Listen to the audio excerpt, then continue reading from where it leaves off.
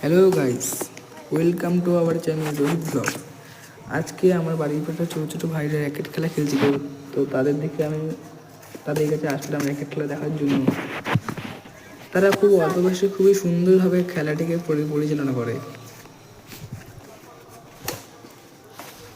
তো ভাইরা বললো যে দাদা আমাদের নিয়ে একটা ইউটিউব ব্লগ বানাও, তো তাদের নিয়ে আমি একটা ব্লগ বানালাম। তারা খুব খুশি হলো, তাদের খুশি দেখেই আমি খুব আনন্দ পেলাম। আপনারা ভিডিও দেখেন তো সাবস্ক্রাইব ও লাইক করেন না।